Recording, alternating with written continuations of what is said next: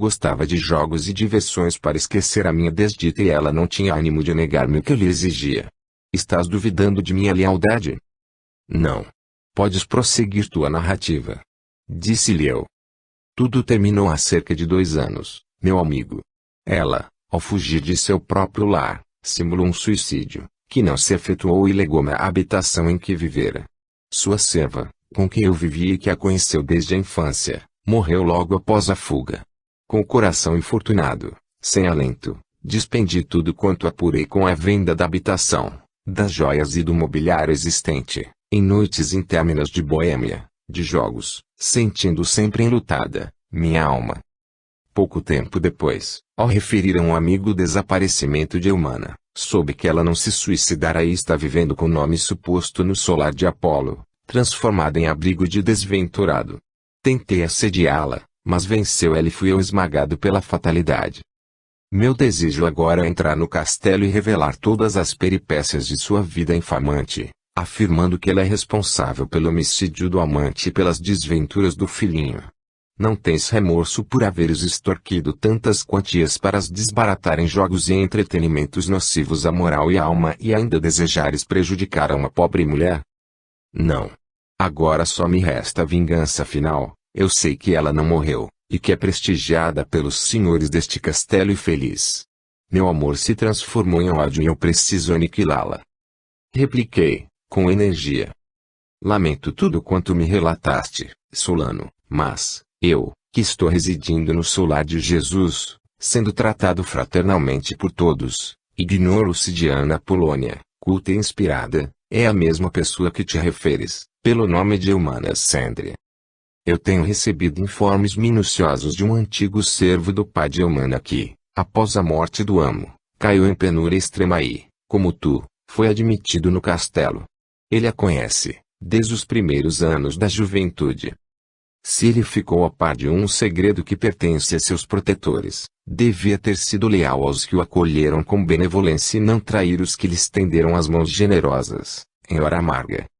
Sim, mas também sempre fui meu fiel amigo. Estamos unidos, indissoluvelmente, pelos sucessos que te relatei e não deves trair a nossa confiança. Foi ele quem nos auxiliou no extermínio do amante de Eumana, o desditoso Cláudio Robério. Qual é, porém, o interesse de ambos para infelicitar, novamente a infortunada dama? Interpelei com indignação. Porque sempre a adorei e fui desprezado, com desdém insultuoso, aviltante. Quero, pois, vingar-me de tudo quanto tenho sofrido por sua causa. Enquanto vivia ela no mesmo lar, a minha revanche era de valer-me de sua bolsa, mas, agora, a casa que ela me legou já foi vendida e, desde então, entreguei-me ao entretenimento predileto, o jogo e, atualmente, estou desprovido de um abrigo, durmo nas mansardas abandonadas, enquanto ela vive em um principesco palácio, amada pelos que a cercam e isso me revolta e induz-me a mais requintada vingança. Quero denunciá-la pelo homicídio de Cláudio Robério, a fim de que seja expulsa daqui. Mas, por que desejas te vingar de quem foi generosa contigo ao ponto de legar-te uma confortável habitação, que podia ter feito a tua aventura, podendo viver despreocupado o restante da vida, se tivesses outra orientação? Porque nas horas de desespero só desejava amortecer o meu penar distraindo-me com os amigos. Porque, realmente, ela é venturosa e eu, um desgraçado pária. Eu, o desprezível, estou em penúria extrema e ela em abastança feliz. Eu lhe falei, novamente, estudando as palavras que ia proferindo, para não exacerbar seus sentimentos de revolta. Vou rogar aos dirigentes do solar de Jesus para que sejas acolhido como todos o foram, com verdadeira caridade cristã, no bendito castelo em que encontrei a tranquilidade no derradeiro quartel da vida terrena. Hás de, porém, prestar um juramento sagrado de que jamais pensarás em vingar-te de quem tanto já padeceu. Mas acho que Apolônia e Eumana não constituem uma só personagem. Creio que estás iludido. Iludido, eu? Jamais. Meu antigo companheiro de serviço muito a conhece, desde longa data e, se ela agir para que eu seja repelido, irei à polícia mesmo em risco de me complicar e farei declarações comprometedoras, que serão patenteadas com o encontro de um esqueleto, na antiga residência de Eumana Sandria, comprovando o crime cometido por sua causa. Como poderás acusá-la sendo tu conivente no homicídio? Direi que fui obrigado a comparticipar do crime, sob pressão invencível de Eumana, que pretendia ocultar a verdade a seu esposo e de seu progenitor e que ameaçara tirar minha vida se eu revelasse.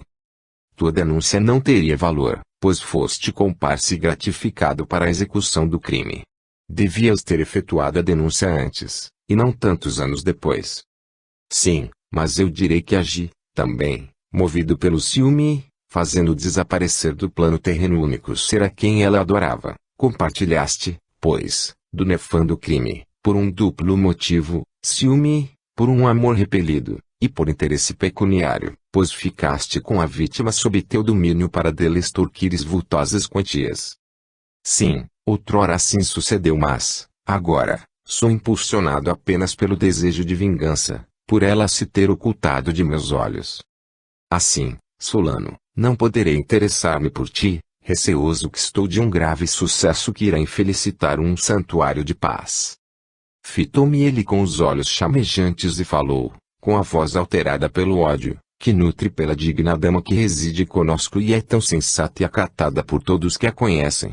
Percebi logo que lhe planejava uma injusta vindicta, e, falseando a verdade por um motivo louvável, modifiquei meu timbre de voz e disse a Solano que iria interessar-me fraternalmente para que fosse ele admitido no solar de Jesus, ficando de obter a resposta definitiva amanhã à tarde.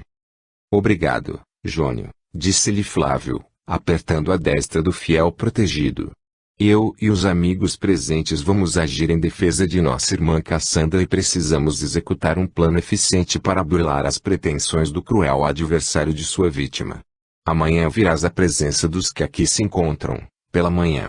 Necessitamos muito de teus esforços e de tua dedicação. Serás condignamente recompensado por tua fidelidade. A recompensa que desejo, senhores, é ter minha consciência sem mácula. Louvamos imensos teus nobres sentimentos, Jônio. Deus que te recompense! Exclamou Políbio. Ficando isolados os dirigentes do solar de Jesus, Flávio, Políbio e Samuel fizeram vir à sua presença desde Toa Eumana que, emocionada, escutou o relato das confidências de Jônio e foram feitos diversos comentários por aqueles 4 seres congregados pelo destino. Depois de diversas conjecturas, chegaram a um acordo. Políbio, que, também, comovido pelo que ouvira com referência à infortunada Eumana, assim falou: meus amigos, Solano Almério é um indivíduo perigoso ao extremo, vingativo e cruel. A paixão do jogo domina como se fora um verdadeiro déspota. Para satisfazer o seu triste vício, será capaz de praticar as maiores indignidades. Enquanto sua vítima estava sob seu domínio, ele, podendo continuar com seus hábitos de jogador inveterado, guardava sigilo de que presenciou a morte de meu desditoso pai, sendo ele, talvez, o próprio homicida. Depois que se esgotou a mina, a bolsa de sua sacrificada senhora, o seu ódio não teve limites. Sabe que ela que se encontra, por intermédio de um antigo comparsa, o qual será despedido deste solar, que tem por escopo proteger os infelizes e não os celerados e, certamente, vai agir contra todos os que protegem minha querida mãe. Quer ser ele admitido como desamparado, sendo adversário dos que vivem, neste bendito solar, dominado como está por sentimentos inferiores. Pois bem, exponho aos bondosos amigos que me ouvem, o meu pensamento. Não convém que o levemos aos tribunais, porque faria deprimentes confissões contra minha mãe e seus entes bem-amados. Não deve ser morto, porque estamos associados para a execução do que é humanitário e digno e não para a consecução de atos perversos. Que faremos, então? Depois de ser minuciosamente revistado, pois deverá trazer armas, nós o encerraremos em um dos cárceres subterrâneos deste castelo, onde ficará prisioneiro, mas será tratado com piedade. Tudo faremos para que ele se regenere. Muito bem, Políbio, disse Flávio, és um espírito ponderado e justo e louvo o que pretendes pôr em execução. Evitaremos desse modo que Solano forje histórias inverossímeis e lance o descrédito sobre quem tanto já tem sofrido. Todos os circunstantes aprovaram a sugestão e, em conjunto, fizeram vibrar os pensamentos, dirigindo-os aos entes siderais que, embora pareçam distantes, não abandonam os que na terra estão passando por rudes provas. Tudo temos feito ao nosso alcance para minorar a desventura de nosso próximo, disseram ambos a Samuel, e, no entanto, já existe quem deseje destruir o que temos realizado em nome do Mestre bem-amado.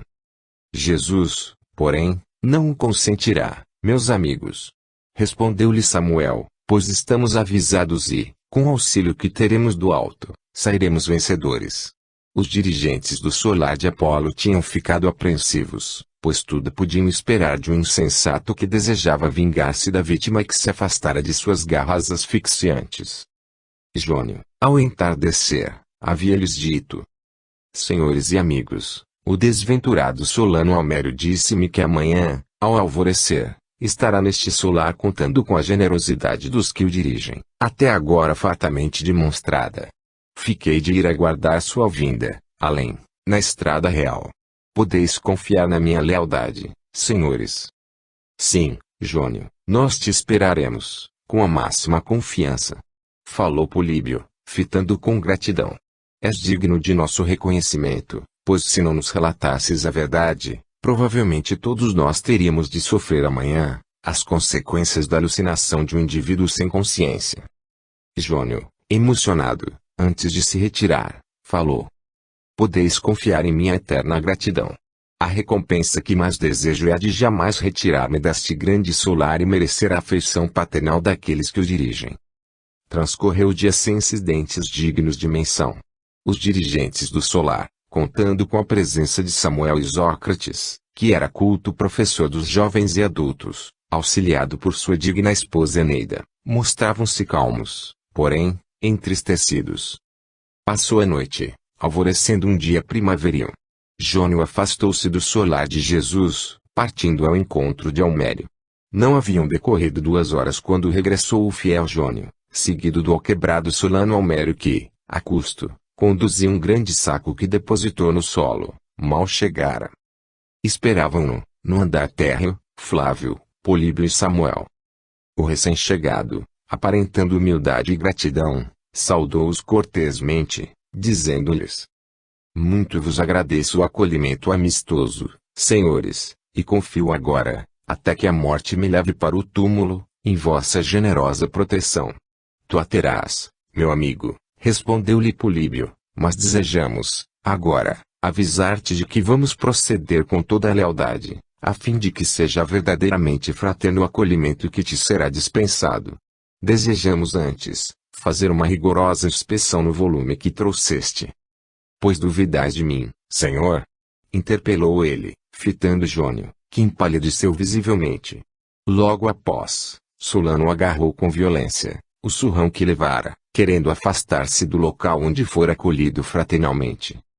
Enfurecido, como um tigre acuado, gritava ele, com desespero: Quero minha roupa! Quero sair deste maldito castelo! Teu futuro depende de teu proceder. Disse Argos. Deliberamos, há muito revistar os que desejarem privar conosco, pois já houve um falso mendigo, que trouxe armas e líquidos inflamáveis para incendiar este castelo, desejando exterminar uma infortunada dama digna de toda a compaixão, que dele fugira porque era martirizada. Desde então, procedemos com vigilância para com todos que aqui venham conviver, evitando, com precauções, desventuras irreparáveis. Podemos afirmar, porém, com toda a lealdade, que serás tratado com benevolência, como se foras um irmão desventurado. Mas, eu não sou um criminoso, senhor! Exclamou Solano com violência e desespero crescente. Mais uma razão para que não temas a nossa inspeção, que só tem por mira patentear a tua sinceridade. Tornou Políbio. Solano, porém, que já não possuía destreza, enfraquecido pelas noites de vigília e privações, quis, novamente, entravar a entrega do volume que conduzira, esforçando-se por retroceder pela porta pela qual ingressara no solar. Não conseguirás o teu intento, desditoso. Teu proceder desperta suspeitas, Solano. Somos indulgentes e compassivos e não necessitas temer nosso acolhimento. Assim dizendo, Políbio ordenou a 2 asilados, jovens e vigorosos, que detivessem Solano Homério. O recém-chegado foi então vencido em sua resistência, e examinado minuciosamente, custando a todos conter um ímpeto de furor, ao constatar a verdade. Nos bolsos e no volume que Solano conduzira, foram encontrados punhais, uma pedra de fazer o fogo, várias garrafas de óleo bem como panos velhos em grande quantidade, certamente para facilitar o incremento das chamas que iam ser ateadas no solar em diversos pontos simultaneamente. Estava Solano lívido, e, não lhe sendo possível dominar a emoção, caiu ao solo, espumando e sem sentidos. Deixemo-lo despertar, a fim de que saiba que estamos agindo com justiça e lealdade. Falou Flávio. Quando Solano recobrou os sentidos, solicitou, em brados, que o deixassem partir, que jamais queria voltar àquele maldito local. Foste o meu traidor, Jônio. Gritou ele. És um hipócrita e eu te considerava amigo sincero. Gritava, com violência, o exasperado criminoso. Hei de vingar-me. Não perdes por esperar. Nós não te supliciaremos, infeliz. Jônio apenas interessou-se por ti, rogando que fosses admitido ao nosso convívio. Ignorava ele que quisesses trair a nossa confiança. Quem vos revelou a verdade, senão ele? Relatei minha dolorosa vida a Jônio, que eu julgava um leal amigo. Sim, ele o é. Ignorava a realidade, apenas interessando-se para que fosses incluído entre os moradores desta casa. Como prova da nossa boa intenção para contigo, guardaremos segredo dos teus planos sinistros a fim de que os exilados não venham a castigar-te ao saberem que pretendias queimar-nos vivos a todos. Nós, que somos sinceros amigos dos que padecem, esforçados discípulos do Rabi da Galileia, fomos salvos, também das misérias da vida. Quem for crente no Pai Celestial poderá contar com seu auxílio benéfico, como de seus fiéis mensageiros, os espíritos protetores. Eles só protegem os opulentos, deixando os desditosos párias no abandono mais desprezível. Falou o delinquente, revoltado. Não sejas injusto, infortunado irmão, pois eles são bons e justos e, mais uma vez, ficou patenteada a compaixão por todos nós, pois foram eles que nos advertiram dos teus propósitos. Mas não temas, estás em poder de verdadeiros cristãos, que só têm um objetivo sobre a terra: melhorar as nossas condições psíquicas, guiar os nossos passos e os dos delinquentes para o seu ou para a redenção eterna.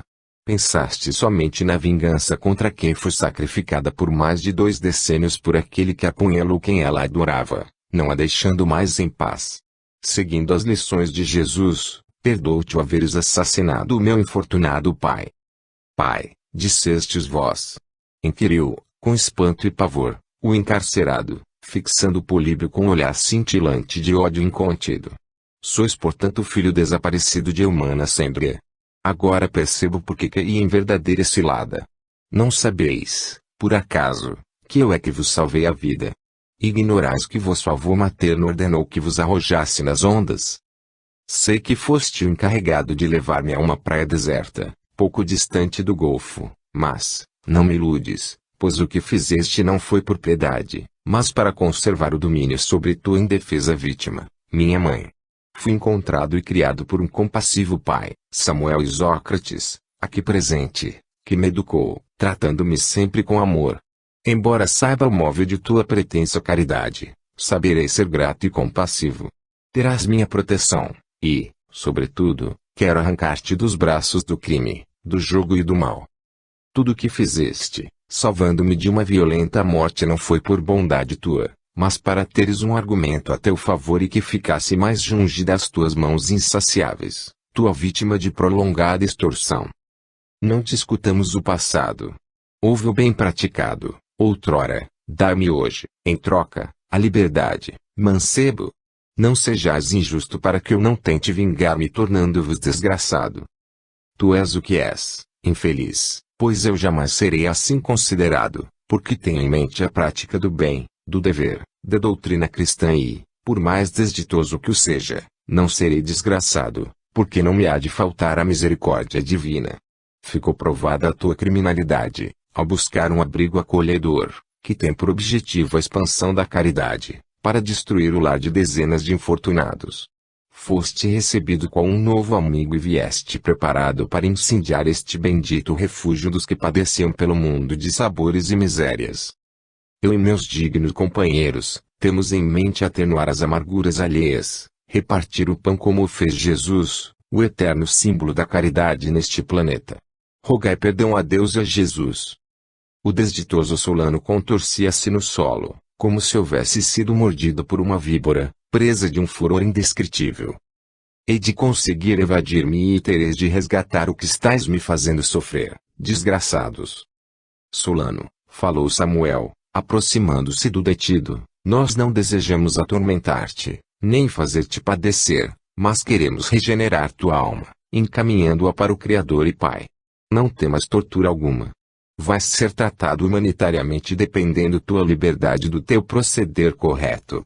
Se continuares como até agora, dominado pelo ódio e pelos impulsos da vindicta, nós te entregaremos à justiça com todas as provas em nosso poder, retiradas do teu surrão. Teremos, então, de revelar todos os teus crimes, as extorsões contra a desditosa e humana, e severa será a punição que vais receber. É preciso que te humilhes, que te conformes com os direitos que nos assistem, pois aqui, apesar de tratado fraternalmente, abrigas planos sinistros. Domina, pois, os teus ímpetos de furor, de verdadeira ferocidade. Desejo, agora, que me respondas. Sabes orar ao Pai Celestial e a Jesus? Não. Nem quero aprender. Nunca os conheci, nem fui por eles beneficiado. Também não conheci pai nem mãe.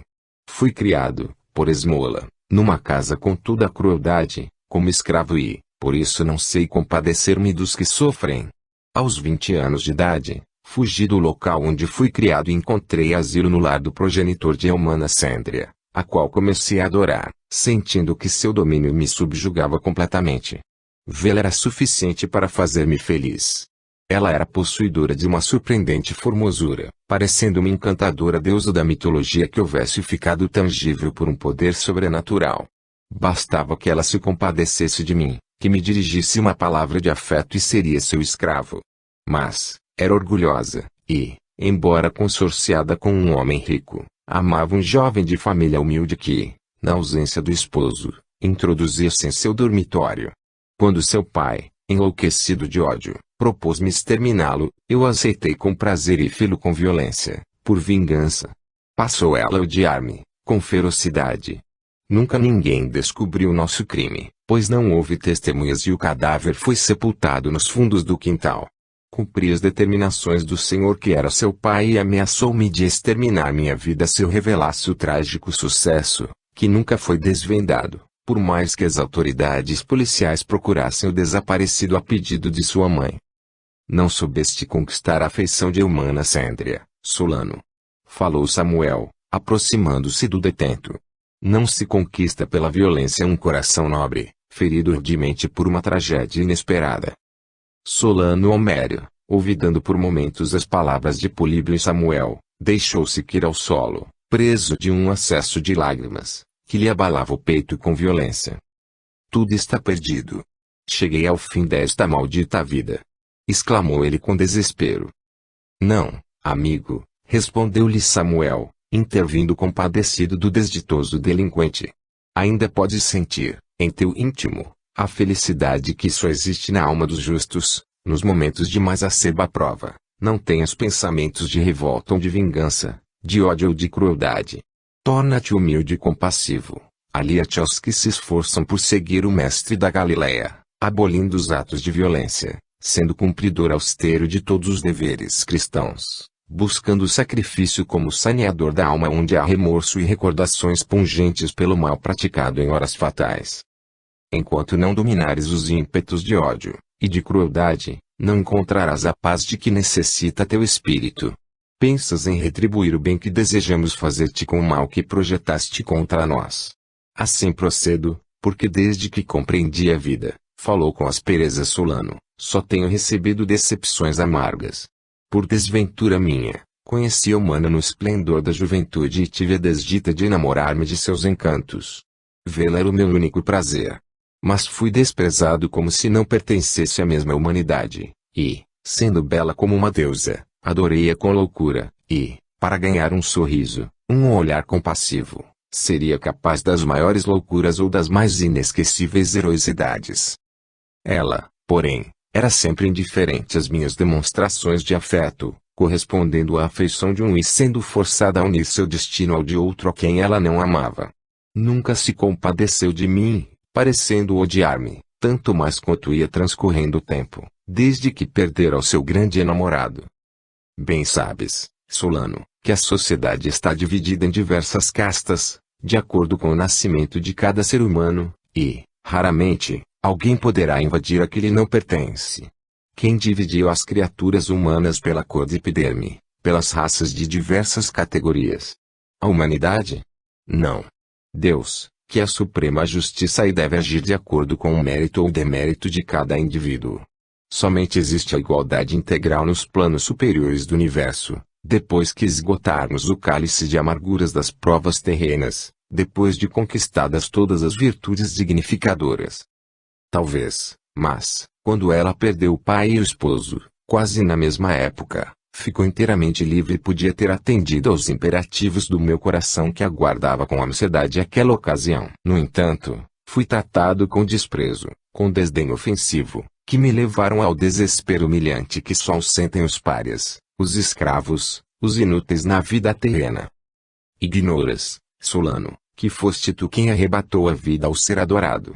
Quem poderá amar aquele que exterminou a sua felicidade, transformando em luto perene o transcurso da vida até que o túmulo devore um corpo extenuado de padecimentos?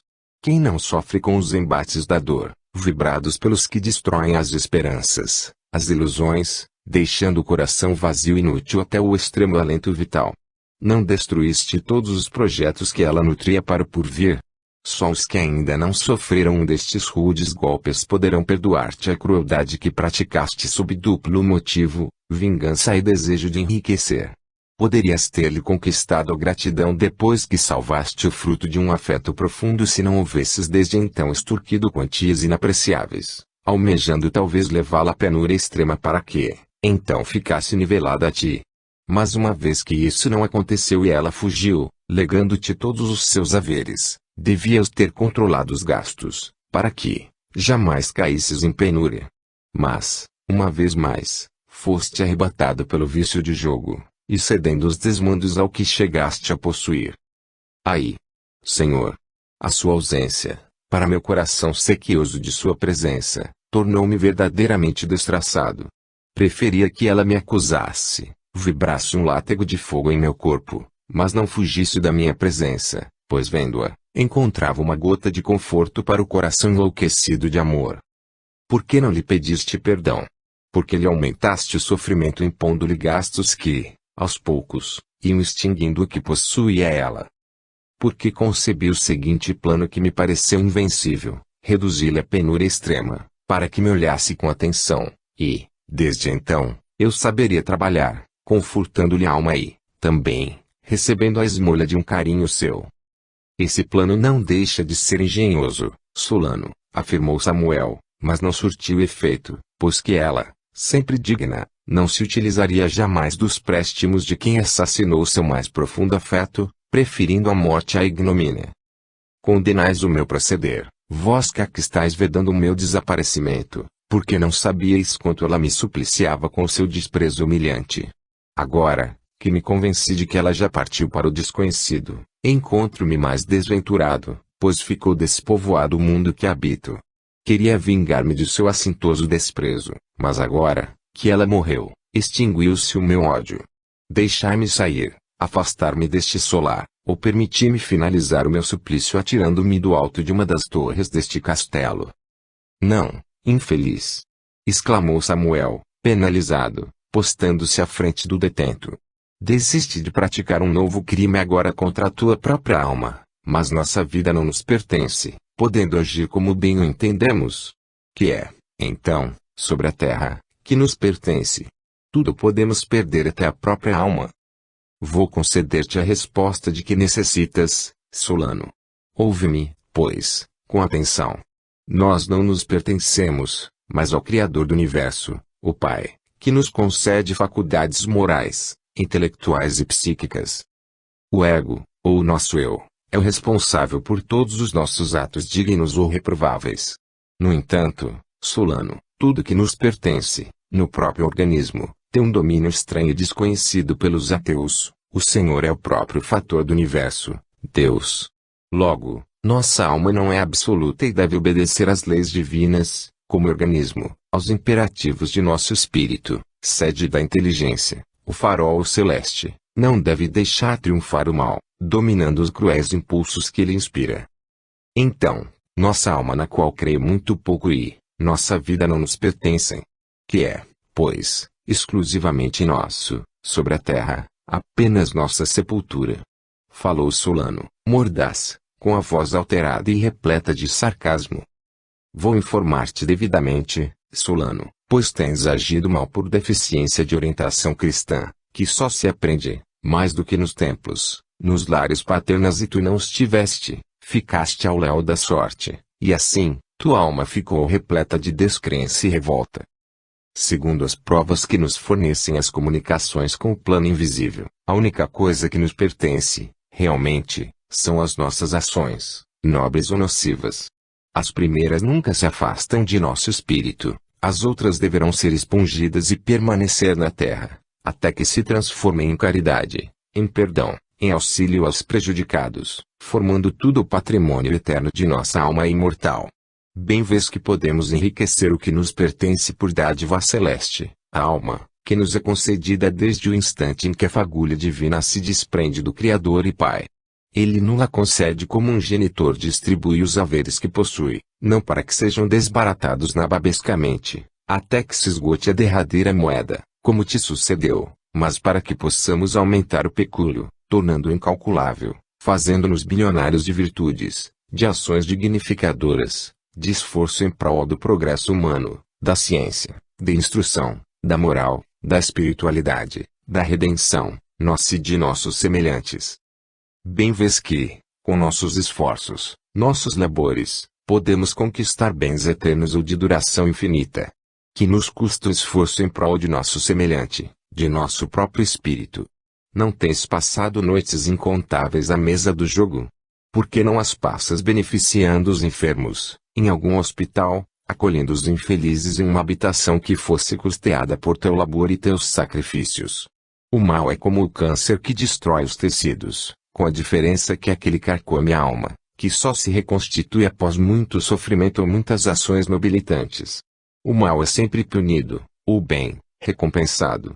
Não devemos, pois, desprezar os que nos buscam, os que se capacitam de que podemos aliviar-lhes as dores e os pesares, pois em todo o universo só existe um Pai clementíssimo, Deus, que não se esquece dos perversos para os transformar em bons e guiá-los para a redenção ou para a isenção de provas.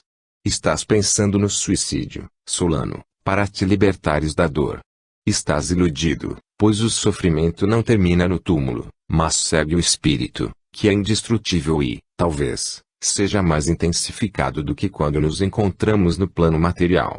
Um dos maiores padecimentos aplicados aos egoístas é do afastamento de todos os núcleos humanos, em locais frígidos e desprovidos de quase tudo o que existe na superfície terrena, até que o desditoso se arrependa do mal praticado, pelos atos de perversidade ou de indiferença perpetrados.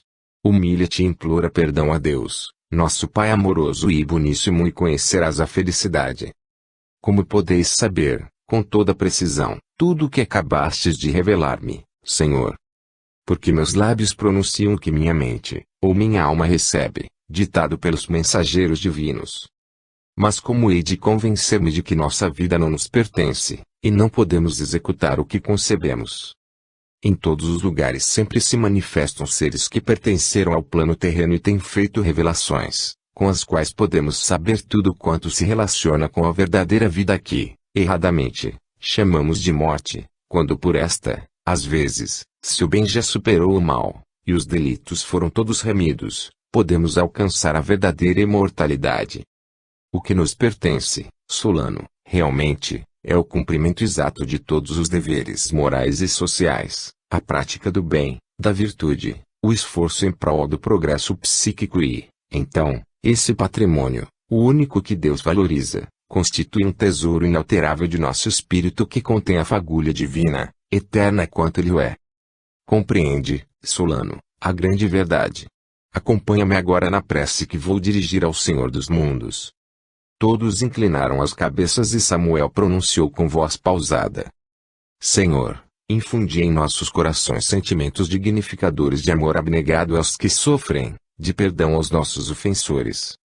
Perdoai as nossas crueldades desta ou de transcorridas romagens terrenas, nossos atos cruéis ou nefastos, dando-nos a coragem precisa para não fracassarmos nas batalhas da vida, empunhando apenas as armas luminosas da fé, da lealdade, do perdão, da caridade e de todos os sentimentos fraternos. Agora, Senhor e Pai, nossas almas genuflexas vão agradecer-vos os benefícios, toda a proteção que nos tendes dispensado através dos séculos de que se compõem nossas vidas planetárias ou siderais desde que de vós desprenderam-se as centelhas de vossa alma radiosa e inesgotável, para que formem outras tantas, todas imortais, eternas, mas que têm sido obscurecidas, eclipsadas pelas trevas compactas dos erros e do mal que praticamos sobre a terra. Permiti que, doravante, sigamos, resolutamente, a carreira do bem, da virtude, do labor e da honra, no extremo do qual poderemos encontrar-vos e a Jesus, o Mestre incomparável e eterno deste planeta. Terminada a prece, o infeliz Solano, comovido, falou a Samuel: Compreendo que todos vós sois caridosos, mas eu não tenho mais coragem de enfrentar as asperezas da vida, dominado por um desalento esmagador desde que soube que aquela que tanto me martirizou, mas era o único objetivo de minha vida, deixou de existir sobre a terra que, para mim, ficou despovoada, pois apesar de seu desprezo eu sentia conforto com a sua presença. Não tenho agora mais ânimo de recomeçar a viver, sabendo que ela não habita mais neste planeta. Morreu ela. Tudo, para mim, terminou. Nada mais existe senão o meu sofrimento. Outro erro em que vives, infeliz! Exclamou Samuel. A morte não destrói senão a matéria, que se desfaz dentro do sepulcro, mas a alma, despojada de seu invólucro é o prolongamento da vida mortal e indestrutível. A vida, pois, é uma interrupção da eternidade. A alma, quando conquista todas as virtudes, deixa as sombras planetárias, perde a força de atração, torna-se imponderável e fica de posse da liberdade perene, jamais interrompida. Como podeis afirmar, Senhor, tudo quanto me dissestes, com tanta convicção se aqui na terra ninguém poderá fazê-lo, pois a morte e a vida continuam envoltas em impenetrável mistério? Interpelou Solano, com ironia. Que é que disseste? Não sabes que é facílima a comunicação com os seres que partiram antes de nós? Nunca ouviste falar no dom de receber o espírito que possuem as pitonisas e os profetas? Nunca consultaste um oráculo? Não, Senhor. Nunca pude acreditar nessas coisas, que supunha próprias de ignorantes. Pois aqui terás ensejo de verificar a existência e a mortalidade da alma. Verás também como age a justiça divina, com misericórdia e rigor, duas qualidades que parecem contraditórias mas que se harmonizam perfeitamente. E acabarás convencendo-te da existência do Ser Supremo, pela maravilha da criação, pela sabedoria e o poder nela manifestados. Não existe algo de misterioso em tudo quanto vemos e idealizamos, desde o movimento contínuo, rítmico e irreprimível dos astros dos satélites, a velocidade louca dos cometas e das aves em pleno espaço. Que é a vida, que mantém o calor, a pulsação cardíaca, o crescimento gradativo dos membros com precisão matemática e, um dia, cessa tudo, passando a centelha divina para o espírito que, raramente, é pressentido pelos que não possuem faculdades perceptivas especiais. Vemos, em tudo, a manifestação de Deus, bem como seu poder infinito, e não é possível que no túmulo, quando cessa o influxo que vivifica o organismo, desapareçam os sentimentos dignificadores ou cruéis, manifestações artísticas, as inteligências que ultrapassam os séculos, nas produções das obras eternas. De onde provém o que foi enumerado? Do fator supremo, Deus. Pões em dúvida minhas asseverações cristãs, porque até agora tens aplicado a tua energia e o teu vigor para a prática do mal, do jogo, do homicídio, mas, para o que é justo, digno e humanitário não tens ainda o menor entusiasmo. Não, se quiseres aqui terás orientação precisa. Nós nos encontramos neste solar bendito e, tendo patentes diante de nós os teus crimes, podíamos ter-te submetido a atrozes suplícios, fazendo desaparecer teu cadáver no mar. No entanto, temos envidado esforços para convencer-te das verdades salvadoras, da doutrina de Jesus, para nortear tua alma de delinquente para o carreiro luminoso do dever, da virtude, da redenção. Queremos salvar tua alma do abismo dos crimes. Que aquilo craremos se o conseguirmos.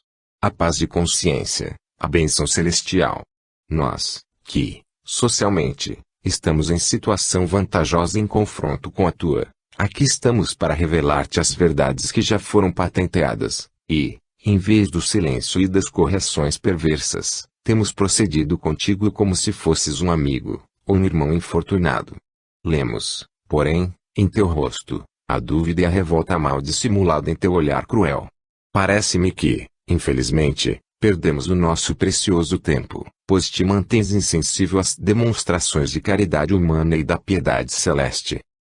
Solano que, até então, parecia alheio às demonstrações de comiseração dos senhores do solar de Jesus, às palavras persuasivas de Samuel, agitado por um tremor nervoso, falou com emoção. Perdoai-me, senhores, reconheço que tendes sido compassivos para um infeliz criminoso como eu sou. Bem sei que não mereço a vossa caridade, manifestada especialmente por intermédio de vossas palavras compassivas, tentando arrancar-me da estrada do mal dos delitos para seguir o caminho da virtude e do bem. Sou, porém, dominado pelo ódio e pela vingança.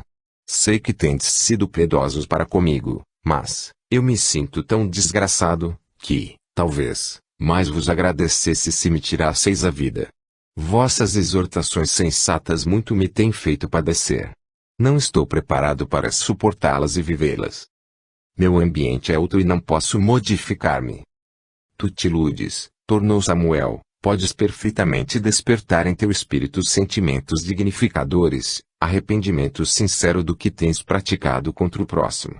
Se te convenceres das verdades que já te revelamos, se te arrependeres do que pretendias fazer neste solar, nós te libertaremos e poderás seguir teu caminho. Não sentimos nenhum contentamento em ver-te segregado do mundo exterior, embora o crime premeditado seja de proporções gigantescas, pois pretendias ceifar vidas de seres humanos que nem conhecias, para saciar os ímpetos de vingança contra uma de tuas mais infortunadas vítimas. Somos cristãos e, por isso sabemos perdoar aos que nos desejam o mal, pois temos em mente sempre os ensinamentos de Jesus e, diante de nossos olhos, o celeste crucificado traído, sentenciado a um injusto suplício para nos conceder o eterno exemplo de como devemos proceder neste orbe. Não tenho a necessária coragem de imitá-lo, Senhor, respondeu Solano, entristecido, e acho que o mal deve ser combatido ou punido, sem piedade. Os que supliciaram a Jesus deviam ter sido condenados, e os que lhe dirigem preces fervorosas, não deveriam ser abandonados e sofrer imerecidamente. No entanto, os que o martirizaram, nenhum sofrimento tiveram, exceto Judas Iscariote, por suas próprias mãos justiceiras, e os perseguidores dos cristãos tiveram vidas abastadas e ditosas. Que vale, pois, perante Deus, a prática do bem? Porque são flagelados os humildes e nunca defendidos pelos emissários celestes.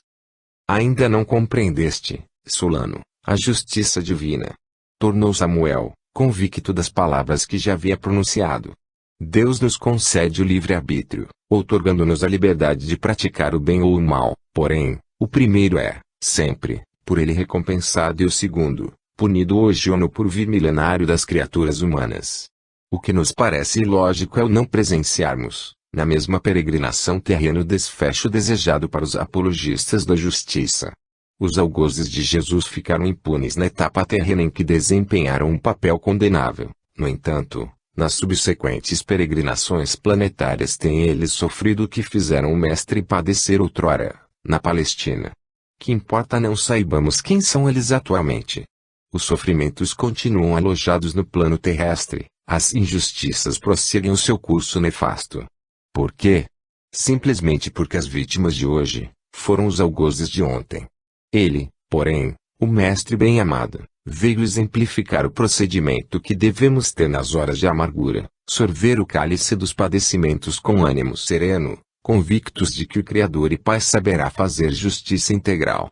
Os seus crés verdugos, através dos séculos, moídos pelo remorso, têm pedido para serem injustiçados, e nenhum se libertará do sofrimento sem a absolvição da própria consciência. O resgate e as crucificações depuram a alma e a libertam dos delitos perpetrados outrora, concedendo o galardão aos vitoriosos do mal, contribuindo para a conquista da felicidade e facultando o ingresso nos orbes siderais, onde a luz não se extingue nunca, quer nas almas quer no espaço. Podemos organizar o nosso patrimônio celeste, nossa herança divina, e isso é o que nos pertencerá realmente, por toda a consumação dos séculos, seguindo sempre a rua áspera dos deveres nobremente praticados, sofrendo as decepções, as dores, os tormentos e as injustiças, tendo por norma o exemplo do Mestre bem-amado e por exclusiva aspiração o derradeiro triunfo, a redenção de nosso espírito imortal e indestrutível. Onde aprendestes estas asseverações filosóficas, Senhor? Interpelou Solano, que antes que obtivesse uma resposta, prosseguiu. Tudo o que descrevestes, é belo e sedutor, digno dos filósofos e dos poetas, para deleite dos ditosos da terra, mas, quando estamos em luta com o infortúnio, em peleja com a desilusão e com o próprio destino, não podemos agir com segurança, ficamos desiludidos, alheios à espiritualidade, e só podemos crer nas coisas positivas, ao alcance de nossas vistas. Quando o coração estiver esfacelado, transbordando amarguras, desilusões e desespero, as filosofias são inacreditáveis, fantásticas, e só podemos crer na realidade dolorosa que se nos depara. Quer isso dizer, Solano, que, apesar do que ouviste, nada encontrou abrigo em tua alma desarvorada, desprovida de elementos que se transformaram no transcurso da vida terrena em fé, em esperança nos desígnios supremos. Tens o espírito tão árido como o deserto. Mas nesse areal de desenganos, há de existir algum oásis oculta que no porvir se tornará um manancial de ações meritórias, de proteção aos que sofrem, da piedade para com os delinquentes. Terminando, agora, os meus conselhos fraternos, eu te concito a trabalhar pelo progresso psíquico, a fim de que sejas norteado para Jesus, que te levará paternalmente ao Criador do Universo, onde serão lembradas as provas planetárias como se fossem sonhos que levam, ao despertar, a uma grandiosa realidade. Que importa que a conquista idealizada leve milênios a ser efetuada, se cede ela todas as glórias, a todas as mais encantadoras fantasias. Mas, Senhor, tudo quanto de belo dissestes, objetou Solano, pode ser a expressão da verdade e, também, não passar de alucinante fantasia. Não. Temos a prova de tudo quanto te afirmamos. Nosso intuito é que tua alma inicie o trajeto luminoso que tem por finalidade o progresso psíquico, a isenção de sofrimento, a remissão eterna de todas as perversidades. Estamos capacitados da verdade sobre a vida, de além-túmulo, por experiência própria, e não há quem não conheça os fatos psíquicos, desde a previsão do nascimento de Jesus, por intermédio de um emissário divino, que se tornou tangível, por momentos, revestido da matéria quintessenciada, que compõe os corpos siderais. Outra aparição foi no Jardim das Oliveiras, quando Jesus, pressentindo seus tormentos, orava contritamente. Uma entidade celeste apresentou-lhe o cálice das amarguras de que ele teria de sorver a derradeira gota. Como é que o mestre, tornando-se imponderável, caminhou sobre as vagas, e, à vista de deslumbradas criaturas, alçou-se ao firmamento, como que projetado do túmulo ao infinito. Como esses, 1001 fenômenos espirituais chamados milagres. Tudo isso não revela o triunfo da alma sobre a matéria que, sem ela, logo se transforma em barro imundo. Não há povo deste planeta terrestre que não relate um fenômeno espiritual de suma importância.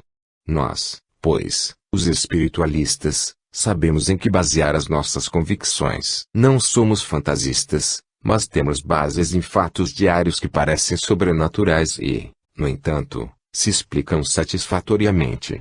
Que são as invenções, úteis à humanidade, os grandiosos empreendimentos promovidos pelos mais humildes seres, senão recordações de vidas anteriores, em cenários diferentes, onde já haviam haurido os cabedais necessários para beneficiar os povos, como o arrojo de Colombo, e que, no entanto, patenteou ao mundo a sua metade ocidental, cuja realidade existia em sua alma, que anteviu que não passava de miragem para os sábios de sua era.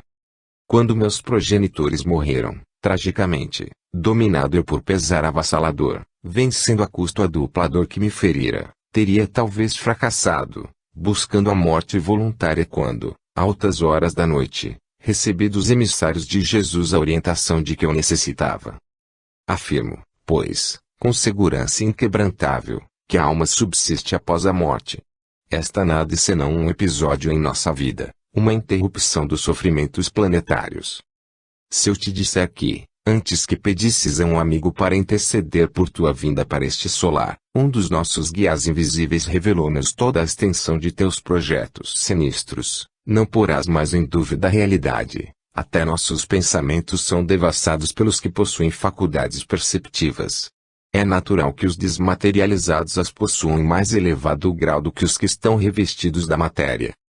Assim me dizeis, Senhor, para que seja defendido aquele que vos denunciou o meu plano de ser abrigado neste castelo. Exclamou Solano, com manifesta dúvida a respeito do que lhe dissera Samuel. Não. Somos incapazes de faltar com a verdade. Falou Samuel com energia. Vais convencer-te da realidade. Tu lhe havias revelado que pretendias incendiar este remanso bendito, o solar de Jesus. Não. Eu nada relatei àquele amigo. Respondeu Solano, surpreso pela demonstração real da verdade que lhe dera Samuel. Pois então, convenceste da realidade. Tudo nos foi revelado por um de nossos prezados amigos espirituais, que penetram nas almas humanas devassando-lhes os mais tenebrosos ou nobres segredos. São eles os verdadeiros emissários divinos onde Jesus, tendo a oportunidade de defender os seres humanos que são fiéis às leis celestes e terrestres. Fomos beneficiados por um amigo desconhecido que, talvez, já o tenha sido em transcorrida existência, não desejando que fosse interceptada a grandiosa missão cristã que pretendemos exercer até o derradeiro instante desta vida consagrada ao Mestre.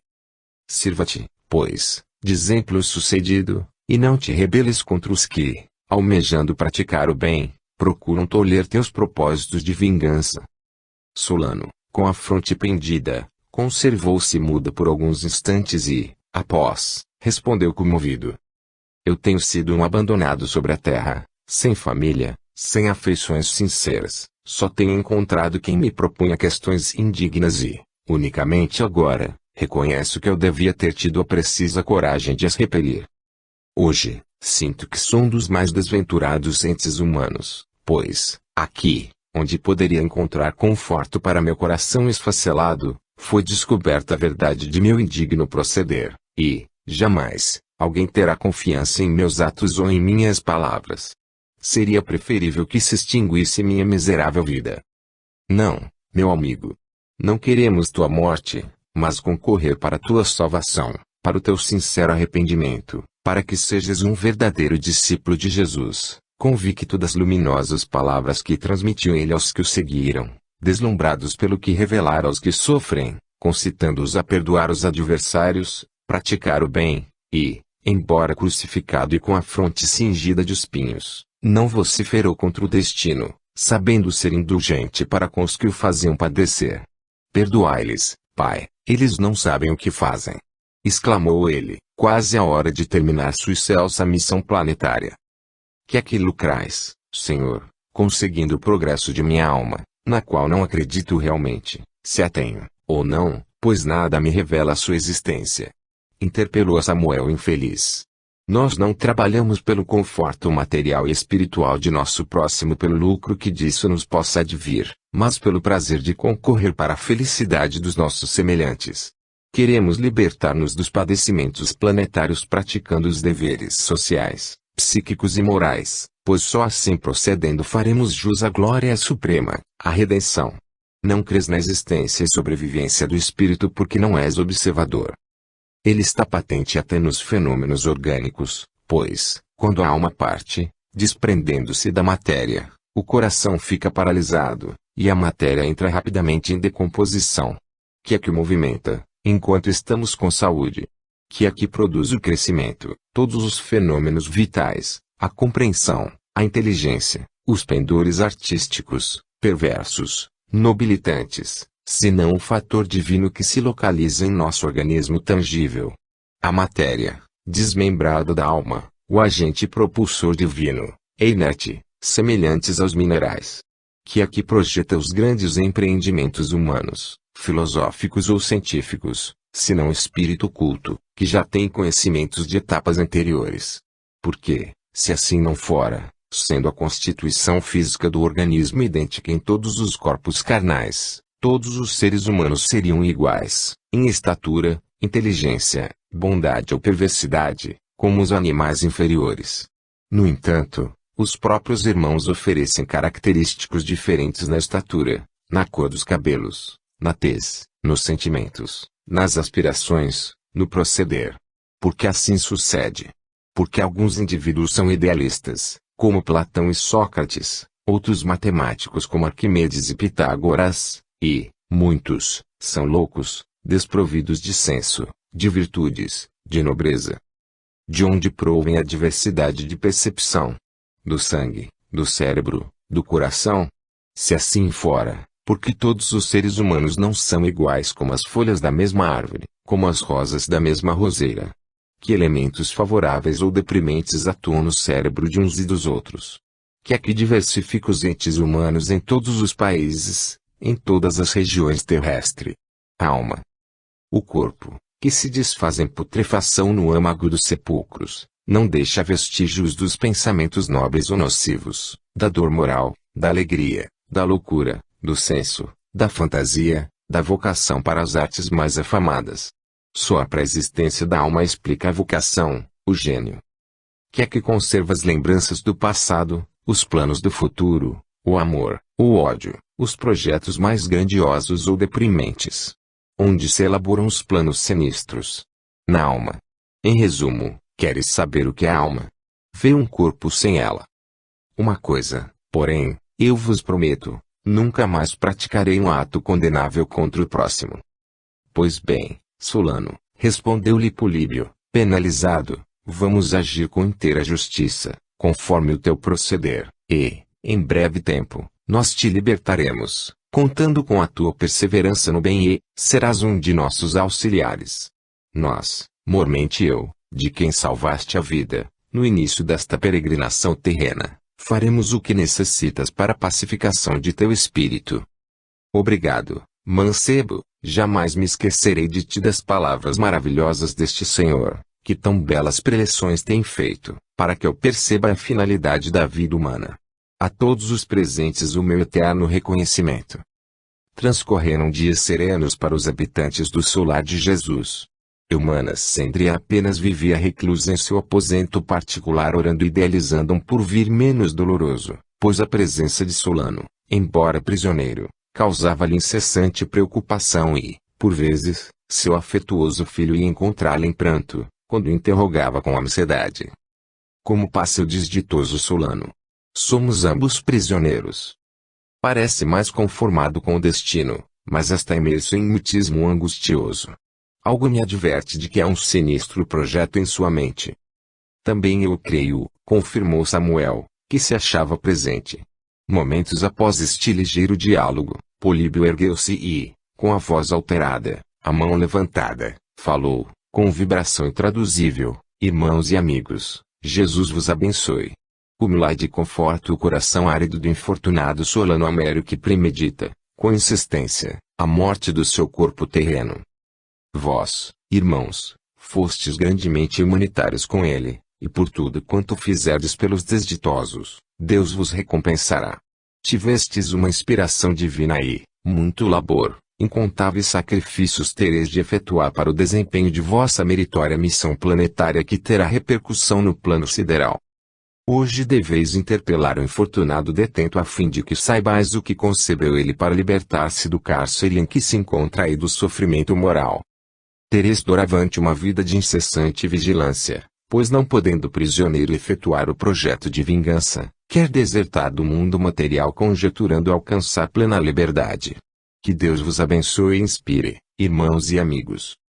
Diante desse aviso e compadecidos do sofrimento do detento, retiravam-no do subterrâneo, levando-o a passear pelo jardim e pelo pomar. Quando tal sucedia, volvia-lhe os olhares, com frequência, para as janelas do castelo, desejando, certificar-se se era ou não verdadeira a notícia da morte de Eumana. E, assim foram transcorrendo os dias, sem sucesso digno de menção. Sempre que Solon